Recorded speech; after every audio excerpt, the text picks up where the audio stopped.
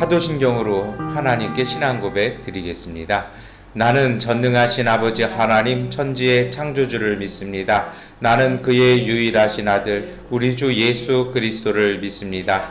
그는 성령으로 잉태되어 동정녀 마리아에게서 나시고 본디오 빌라도에게 고난을 받아 십자가에 못 박혀 죽으시고 장사된 지 사흘 만에 죽은 자 가운데서 다시 살아나셨으며 하늘에 오르시어 전능하신 아버지 하나님 우편에 앉아 계시다가 거기로부터 살아있는 자와 죽은 자를 심판하러 오십니다. 나는 성령을 믿으며 거룩한 공교회와 성도의 교제와 죄를 용서받는 것과 몸의 부활과 영생을 믿습니다. 아멘. 찬송가 539장 찬송 드리겠습니다. 나 예수께 조용히 나가 내 모든 짐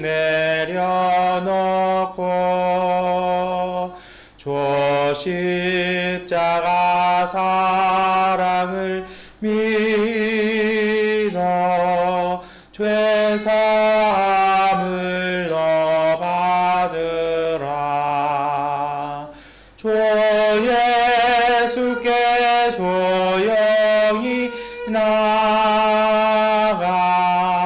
내 마음을 쏟아 놓으라. 너를 미리 보시는 주님 그 은혜를 베푸시리.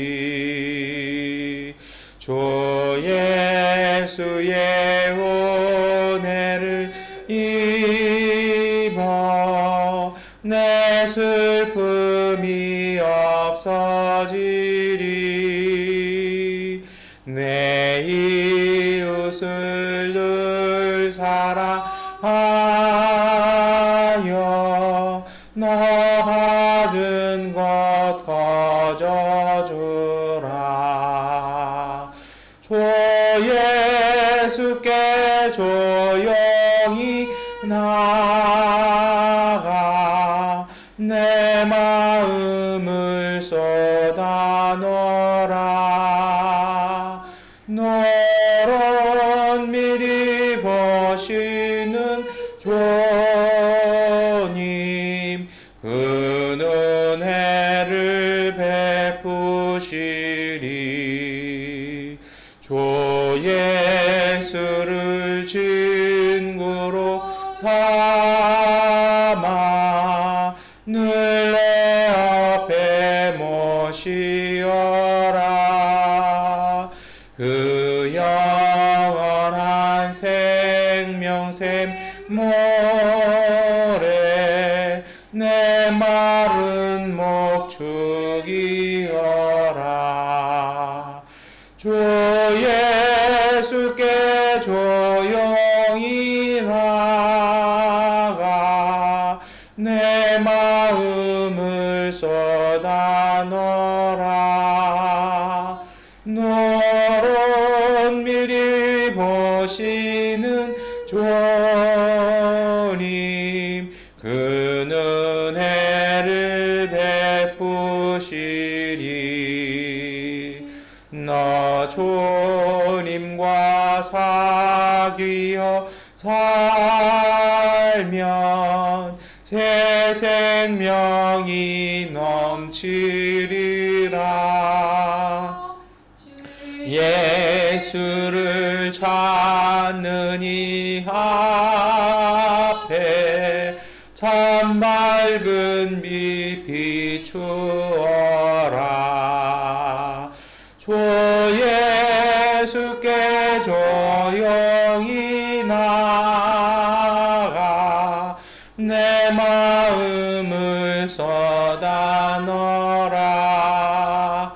늘은 미리 보시는 주님 그 은혜를 베푸시리. 아멘. 마태복음 9장 18절부터 26절까지의 말씀 세번역번 성경으로 함께 읽겠습니다.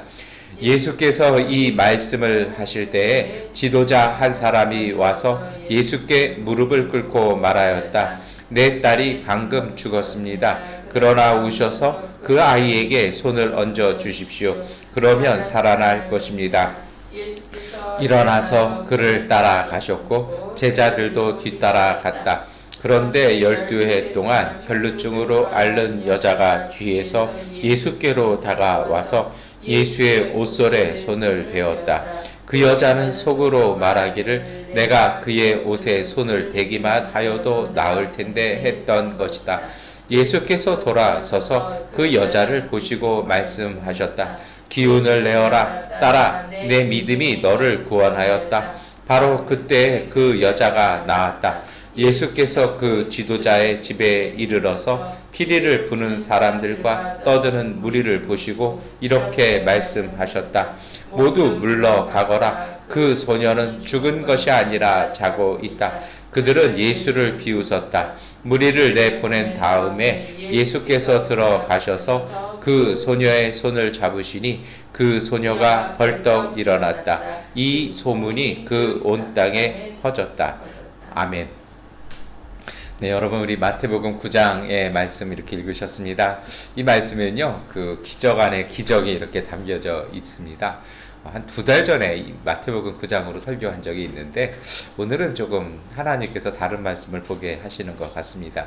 오늘 제 말씀드렸던 것처럼 그 소녀 아이가 죽었다라는 이야기를 들으시고 가시는데 그 중간에 또다시 혈루병 앓는 여인이 와서 예수님의 손을 이렇게 옷에다 손을 대는 이런 일이 벌어지죠. 그래서 두 사람은 결국 다 치료를 받습니다.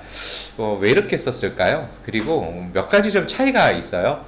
다른 복음서에는요, 회당장이라고 나오는데 오늘 마태복음에서는 지도자라고 이렇게 나와요. 그러니까 이 지도자라는 단어가 좀 약간 애매합니다. 그러니까 회당장으로도, 그러니까 그 마을의 지도자라고도 볼 수 있지만 이것은 약간 좀 이렇게 오피셜한 느낌도 나요. 왜 이렇게 단어를 바꿔서 썼을까요?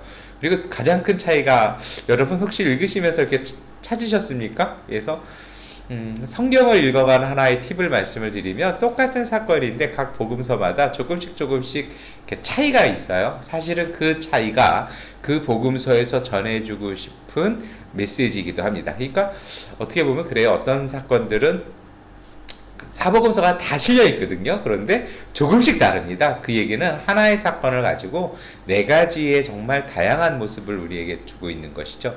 찾으셨습니까? 어떤 부분일까요? 어떤 거냐면 다른 복음서에는 이 아이가, 그 소녀가 죽어가는 것으로 이렇게 나와요. 그러니까 큰 병에 걸려서 죽어가는 것으로 나오는데 오늘 마태복음은 뭐라고 얘기를 나오니까 방금 죽었습니다 라고 이렇게 나와요. 그러니까 다른 복음서에서는 예수님이 이렇게 죽어간다는 얘기를 듣고 막 열심히 가시는데 이 혈루병 앓는 여인 때문에 벌어지니까 제자들이 뭐라고 그러니까 선생님 우리가 지금 갈 길이 급합니다. 지금 시간이 없습니다. 이게 응급 상황입니다. 이머전시입니다. 빨리 가시죠. 이렇게 재촉하던 상황이었거든요. 그러니까 도착하니까 벌써 죽었어요. 그러니까 예수님 선생님 늦으셨습니다. 이미 끝났습니다. 그런데 예수님께서 아니다 잔다 하면서 그 부분은 비슷하게 나오는데요. 그러니까 아예 다른 복음서에는 처음에는 응급 상황으로 나오는데 마태복음 9장은 이게 바뀌어요. 뭐라고 나옵니까? 방금 죽었습니다. 그러니까 이 자기 딸이 죽은 거를 보자마자, 이거 알자마자 이 아버지가 뛰쳐나왔다라는 것이죠. 그래, 그 와서 뭐라고 얘기합니까? 죽었는데 선생님께서 손을 얹기만 하시면 나을 것 같습니다. 다른 복음서는 그게 아니에요. 고쳐주십시오거든요. 이게 정말 다른 얘기잖아요. 병든 사람을 고쳐달라는 얘기와 죽은 아이를 되살려 주십시오라는 얘기는 정말 다른 이야기거든요. 마태복음 왜 이렇게 썼을까요? 왜 이런 또 성격의 차이가 날까요? 그것을 가지고 어떤 분들은 복음서가 거짓말이네, 잘못, 이게 믿을 수 없네, 이런 얘기를 합니다만, 고대 문헌에서는요, 이건 신문이 아니거든요. 요즘은 뭐 신문도 정말 똑같은 사건 하나도 정말 희한하게 해석해서 써내는 걸 이렇게 봅니다만, 고대 사회에서 그것이 아니라 이 내가 전하고 싶은 메시지가 중요한 거거든요. 그러면 얼마든지 사건은 보는 사람의 시각에 따라서 조금 변형이 가능합니다. 아니, 변형이 아니라 그렇게 보이는 거예요. 그래서 이에치카라는 사람과 모든 역사학자들이 그런 얘기합니다. 역사에는 팩트는 없다라고요. 역사에는 그것을 전달하고 싶은 사람의 해석만 있을 뿐이다라고 이렇게 뭐 인문학에서도 그렇게 얘기를 하기도 합니다. 그러면 마태복음 왜 이렇게 썼을까요? 여러분, 정리해보면 이렇습니다. 첫 번째로 마태복음은 율법을 중요시 여기는 유대교인들을 위한 복음서였습니다. 그래서 마태복음도 이 5묶음으로 딱 나눠져 있어요. 그래서 마치 무엇과 같습니까? 페트라, 곧 모세 오경을 대체하는 복음서죠. 그리고 예수님께서도 어디에서 설교하십니까? 산상수훈이죠. 모세가 시내산 꼭대기에 올라갔던 것처럼 예수님도 산 위에서 이렇게 말씀하시는 것을 봅니다. 심지어는 마태복음 6장에 가면 6가지의 반제라는 게 나와요. 이게 뭐냐면, 모세는 너희에게 이렇게 말하였으나 나는 너희에게 말하노니 하면서 모세의 율법을 재해석하는, 다시 새롭게 예수님께서 말씀하시는 부분까지도 나옵니다. 그러니까 다시 말하면 마태복음 전체는 모세가 전한 율법을 읽는 유대인들을 위한 복음서이고, 그것은 율법에 대한 새로운 가르침이기도 했습니다. 그래서 사실은 마태복음에 나오는 말씀들은요, 이것을 중심으로 좀 기록이 되었고 묵상해 보시면 많은 도움이 됩니다. 여러분, 이제 본론으로 돌아가 보겠습니다. 왜 마태는 이렇게 적었을까요? 일단은 전체를 한번 살펴보실까요?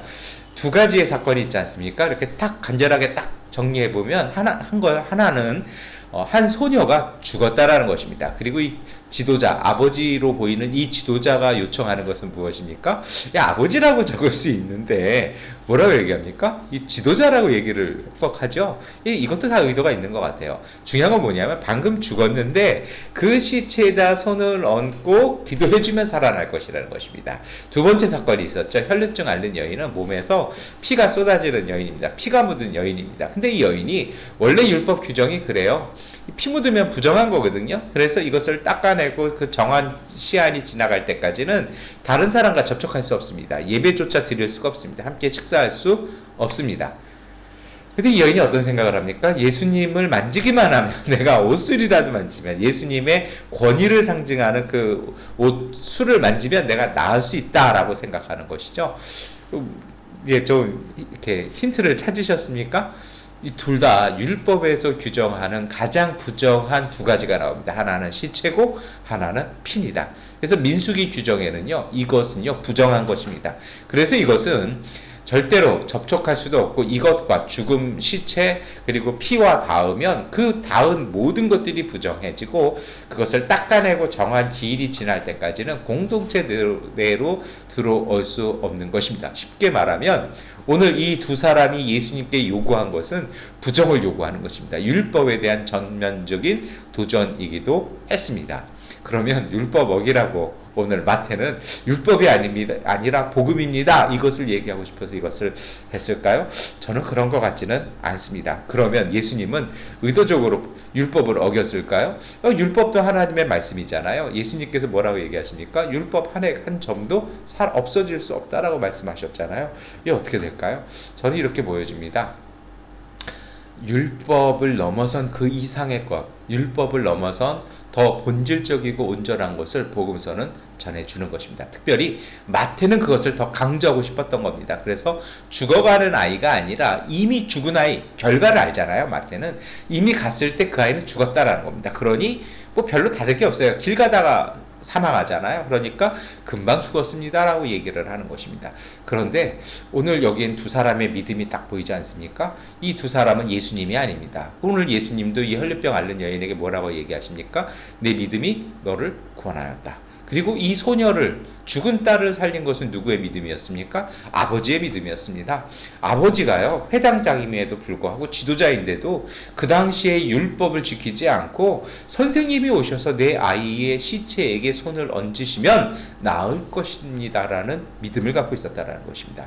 그래서 율법보다도 더 온전하고 더 하나님께 가까이 가는 길은 이 믿음이라는 것입니다. 그런데 이 믿음이 막연한 것이 아니라는 것이죠. 오늘 우리가 품기만 하면, 우리가 바라기만 하면 우리의 모든 일이 다 이루어질까요? 우리가 정말 영끌이 뭐 무슨 끌이 이렇게 얘기합니다만, 있는 돈 없는 돈에 빚까지 다 빌려가지고 주식 매입하고 비트코인 사놓고서 주님께서 축복해 주시면 대박이 터질 것입니다. 기도하면 주가가 올라가고 비트코인이 올라갈까요?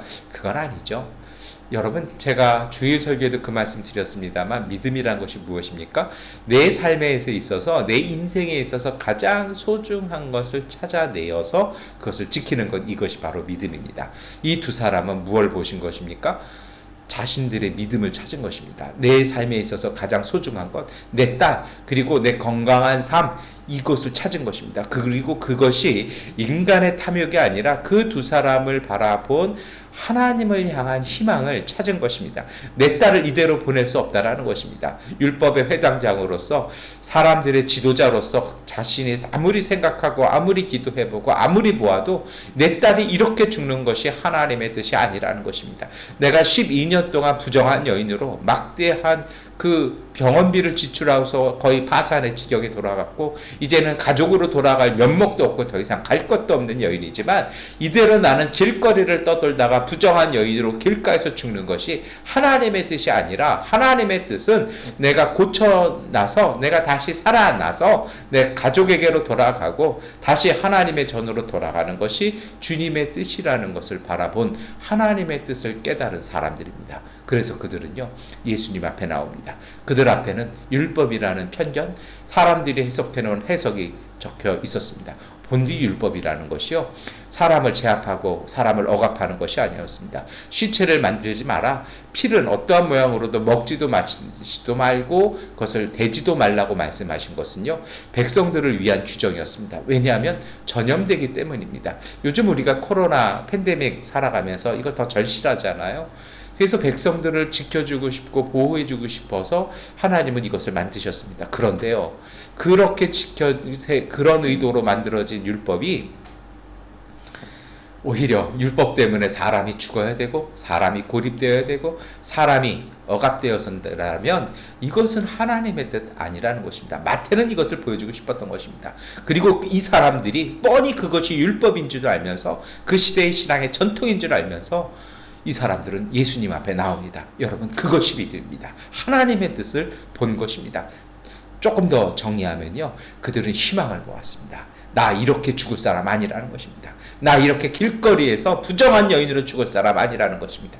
내 딸이 이렇게 어린 나이에 12살쯤 되었다라고 다그런 복음서 얘기하지 않습니까?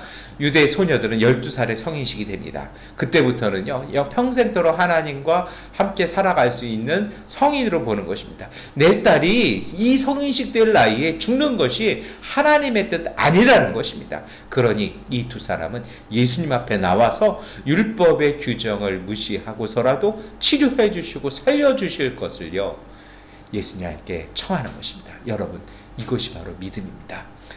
그래서 이 정도 되면요, 좀 헷갈립니다. 내가 이것을 기도해도 되는 건지, 내가 이런 거 갖고 정말 하나님께 간청해도 되는 건지 조금 헷갈리지 않으십니까? 그래서요, 이것이 저도 좀 어려웠던 것 같습니다. 그런데 정리해보면 이것입니다. 여러분, 우리가 기도하고 간구할 때 그것이 하나님의 뜻이면 성령은 우리에게 오셔서 빛을 비춰주십니다. 그 빛이 바로 우리 마음속에 주시는 희망입니다. 그런데 성령이 오셔서 우리에게 그 희망의 빛을 다 비춰주세요. 그런데 우리가요, 체념할 때가 많아요. 율법 규정이 이렇고, 저기에 저렇게 사람이 많았는데 내가 어떻게 저기를 뚫고 갈 수 있을까? 예수님과 만날 수 있을까? 내 딸 벌써 죽었는데, 우리 집에 벌써 장례 치르려고 사람들 이미 다 와 있는데, 뭐 부른다고 그분이 이미 시체인데 율법 규정상 민수기 말씀 때문에 나는 갈 수 없습니다. 거절하면 어떡할까? 이 두 사람의 믿음은요, 포기하지 않습니다. 자신에게 주셨던 그 하나님의 희망, 성령이 주셨던 마음속에 품었던 그 빛을요 포기하지 않습니다. 그리고 그들은 상황을 넘어서 그 전통을 넘어서 이미 끝난 것처럼 보이는 결과를 넘어서 예수 그리스도 앞에 나와서 청원합니다. 오늘 예수님께서 말씀하시죠. 딸아, 내 믿음이 너를 구원했다. 장례식장 앞에 들어선 예수님께서 사람들에게 얘기하십니다. 이 소녀 죽지 않았다. 이 소녀는 자고 있다. 너희 눈에는 죽은 것처럼 보이지만 이 소녀는 자고 있다라는 것입니다. 여러분, 사람이 보는 시각과 하나님이 보시는 본질을 꿰뚫어 보시는 진리의 시각은 다릅니다. 그 하나님의 뜻을 어떻게 깨달을 수 있습니까? 오늘 성령께서 우리에게 주시는 그 희망을 따라가시기를 축원합니다. 그 희망을 바라보셨다라면요, 하나님 앞에 나아가십시오. 예수님 앞에 나아가십시오. 사람들은 그것은 말도 안 된다고 거부하고 사람들은 그것을 덮어버리지만 주님은 사람들을 넘어서 쫓아오십니다. 빨리 가자고 떠밀기 시작했던 그 사람들의 무수한 수각 속에 예수님의 몸에 손도 안 대고 단지 예수님의 옷깃만 만졌지만 예수님은 그 여인 하나를 주목하여 보시고 발걸음을 멈춰 서십니다. 여러분, 그 예수님이 오늘 우리 가운데 오십니다. 오늘 우리의 양권의 삶, 양권으로 돌아가고 싶지만 한국에 매어있는 여러분들의 삶 속에 때로는 이 새벽에 예배드리는 모든 분들의 그 멈추어진 삶의 궤도 속에 예수님께서 오셔서 예수님께서 우리의 기도에 응답하십니다. 그리고 오늘 우리에게 말씀하십니다. 딸아, 내 믿음이 너를 구원했다. 아들아, 내 믿음이 너를 구원하였다. 여러분, 우리가 그 희망, 하나님께서 주시는 그 희망을 품으시기를 축원합니다. 그 희망을 따라갈 때 비로소 우리는요, 하나님의 뜻을 제대로 볼 수 있는 것입니다. 하나님의 뜻을 제대로 보고 그 희망 따라 기도할 때 그 기도가 믿음의 기도고 그 믿음 따라 능력의 기도로 응답받는 기도가 될 것입니다. 예수님은 오셔서 우리를 깨끗하게 해주십니다. 예수님은 오셔서 다 죽은 것처럼 보이는 우리에게 다시 생명을 북돋아 주시고 일어나 되살리는 은총과 은혜를 우리의 삶 가운데 부어 주실 것입니다. 코로나로 인해서 이 땅이 다 시들해져 가는 것 같습니다. 그러나 오늘 우리가 그렇게 기도할 때 이 땅은 다시 되살아날 것입니다. 이제 우리가 하나님 앞에 나아갈 때입니다. 그 희망, 성령의 주시는 그 이끄심, 사람들의 말이나 내 시각과 판단이 아니라 성령이 주시는 그 인도하심 따라 믿음으로 기도하셔서 그 믿음으로 구원받는 복된 하루의 삶 되시기를 축원합니다. 기도하겠습니다. 전능하신 아버지 하나님, 오늘 우리에게 주시는 성령의 인도하심, 그 믿음과 그 희망 따라 살게 하여 주시옵소서. 인간적인 판단과 생각과 사람들의 편견이 아니라 사람들의 이야기가 아니라 주님, 우리의 마음과 우리의 영혼 속에 주시는 주님의 뜻을 따라 살게 하여 주시옵소서. 그 희망을 따라 기도할 때 하나님의 뜻을 구별하게 하여 주시고 하나님의 뜻을 붙잡고 구하고 기도하고 간구할 때 하나님 응답하여 주시는 주님의 놀라운 그 은총 가운데 믿음으로 살아가는 복된 하나님의 백성들 되게 하여 주시옵소서. 코로나19 가운데서도 지켜주시고 하나님 여러 가지 어려움 속에서도 주님의 그 은혜로 살게 하여 주시옵소서. 내 믿음이 너를 구원하였다라는 그 말씀이 우리 삶 가운데 이루어지게 하여 주시옵소서. 내게 능력 주시는 자 안에서 내가 능치 못함이 없다라는 그 믿음으로 오늘을 부활의 그 은총으로 살아나가는 하나님의 사람들, 예수 그리스도의 제자 삶 되게 하여 주시옵소서. 예수 그리스도의 이름으로 기도드립니다. 아멘. 하나님께 기도하는 시간 갖도록 하겠습니다.